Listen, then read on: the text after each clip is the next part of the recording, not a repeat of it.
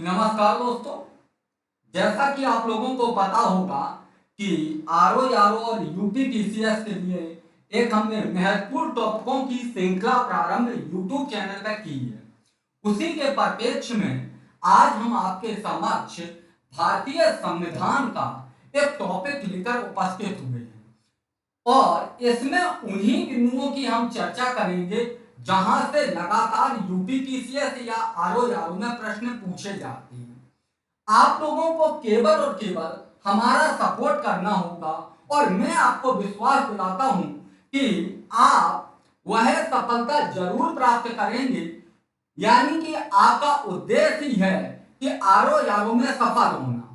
तो उसके लिए आपको हमारे सपोर्ट की जरूरत है। सपोर्ट का मतलब आप विश्वास बनाए रखिएगा। सपोर्ट को और कुछ नहीं है, इधर उधर भटकने की जरूरत नहीं है।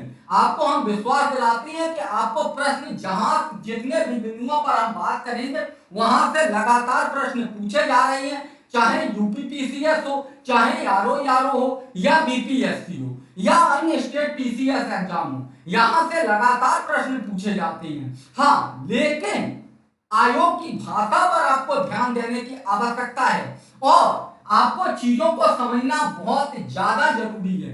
क्या है, हम फैक्ट के तौर पर चीजों को रट तो लेते हैं लेकिन हम समझते नहीं हैं। हमको सारी चीजें पता होती हैं फिर भी परीक्षा में प्रश्न गलत होता है। इसीलिए हम इस श्रृंखला के साथ आपके सामने उपस्थित हुए हैं और मेरा विश्वास है कि अब आपसे परीक्षा में सवाल गलत नहीं होंगे। आज हम बात करेंगे भारत के राष्ट्रपति पर। भारत का राष्ट्रपति,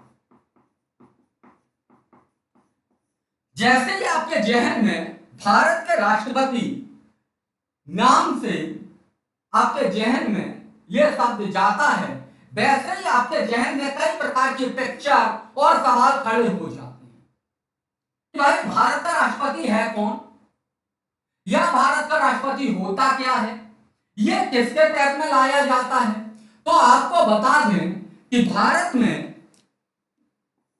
एक संसदीय शासन प्रणाली चल रही है।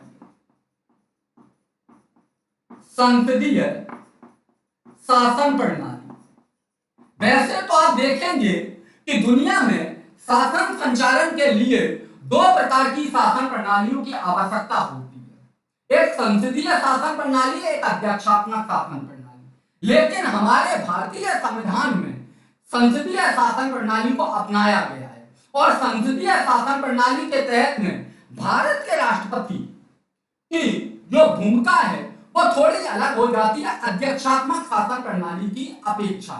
जैसे कि मैं कहूं कि भारत और अमेरिका के परिप्रेक्ष्य में भारत के राष्ट्रपति और अमेरिका के राष्ट्रपति में थोड़ा अंतर नजर आता है। जैसे कि संसदीय शासन प्रणाली के तहत में भारत का जो राष्ट्रपति होगा वह भारत का क्या होगा, तो आप कहेंगे वह भारत के राष्ट्र का प्रमुख होता है। संसदीय शासन प्रणाली के तहत में एक जो राष्ट्र का अध्यक्ष होता है, राष्ट्र का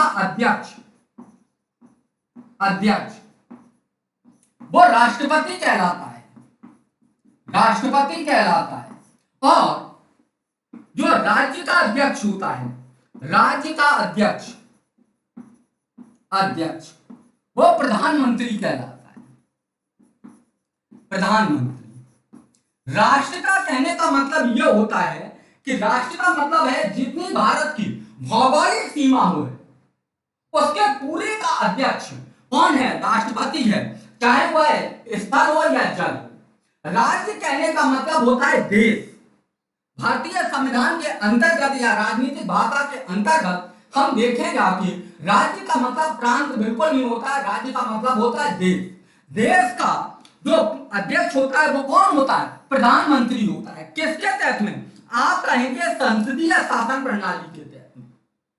संसदीय शासन प्रणाली के तहत में राष्ट्र का अध्यक्ष राष्ट्रपति और राज्य का अध्यक्ष प्रधानमंत्री होता है। आपने यह भी पढ़ा होगा कि भारत का राष्ट्रपति क्या होता है, प्रथम नागरिक होता है। भारत का राष्ट्रपति प्रथम नागरिक क्यों है, ऐसी क्या व्यवस्था है भारत में, तो आप देखेंगे कि भारत में गणतंत्र व्यवस्था है। गणतंत्र के माध्यम से भारत का जो राष्ट्रपति होता है वो भारत का प्रथम नागरिक होता है। बाकी जितनी भी जनसंख्या है भारत की वो कैसी द्वितीय श्रेणी की नागरिकता के अंतर्गत आता है। यानी कि हम एक शब्द में देख सकते हैं कि भारत का जो राष्ट्रपति है वो एक तरीके से गार्जियंस है। कौन है? गार्जियंस है। ठीक। और इसके बाद में जितनी भी जनसंख्या है वो उसका परिवार है। क्या है? परिवार है। इसीलिए भारत का जो गणतंत्र व्यवस्था है इसके माध्यम से जो भारत का राष्ट्रपति है वो भारत का प्रथम नागरिक होता है। ठीक।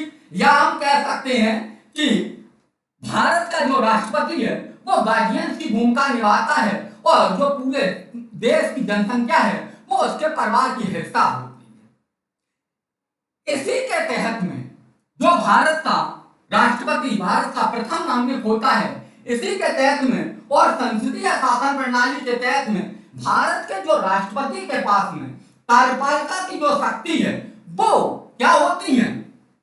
आप कहेंगे कि भारत के राष्ट्रपति को कार्यपालिका की शक्ति प्राप्त है। कार्यपालिका की शक्तियां तो प्राप्त हैं, शक्तियां तो प्राप्त हैं। यहां पर ध्यान देने वाली बात और है कि भारत के राष्ट्रपति के पास में विधायिका, कार्यपालिका, न्यायपालिका तीनों शक्तियां होती हैं।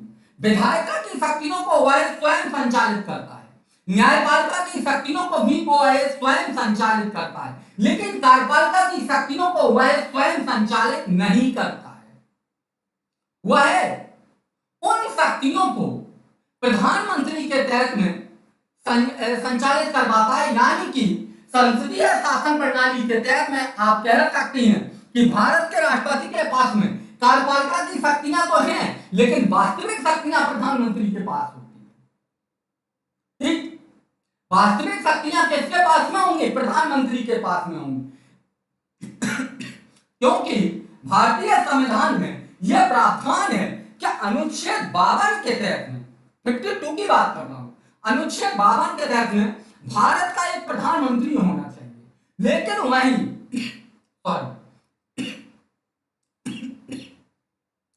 अनुच्छेद 53 कहता है कि भारत का जो राष्ट्रपति होगा उसके पास में अनुच्छेद 53 कहता है कि भारत का जो राष्ट्रपति होगा उसके पास में कार्यपालिका की शक्तियां तो होंगी लेकिन अपनी कार्यपालिका की शक्तियों का निर्वहन वह या तो स्वयं करे या तो वह स्वयं करे या अपने अधीनस्थ अधिकारियों के तहत करवाए। यह भारतीय संविधान के अनुच्छेद 53 में यह प्रावधान दिया गया है। ठीक। तो आपसे कभी यह भी पूछे कि कार्यपालिका की शक्तियां किसकी होती हैं तो आप कहेंगे राष्ट्रपति की होती हैं, लेकिन वास्तविक शक्तियां किसके पास में निहित हैं तो आप कहेंगे प्रधानमंत्री के पास में। तभी आपसे यह भी सवाल पूछ दिया जाए क्या कार्यपालिका की शक्तियों का प्रयोग राष्ट्रपति करेगा? यस करेगा। अनुच्छेद 53 में यह प्रावधान दिया गया है। ठीक। मुझे आसानीपूर्ण विश्वास है अभी तक हमने जिन बातों को आपके समक्ष रखा है उनको आप लोग समझे होंगे। कल हम अनुच्छेद 54 पर बात करेंगे जिसमें राष्ट्रपति के निर्वाचन की बात की गई है। आप लोग इसी के साथ आज की क्लास को हम यहीं रखते हैं। कल हमारी और आपकी मुलाकात होगी। बहुत बहुत धन्यवाद।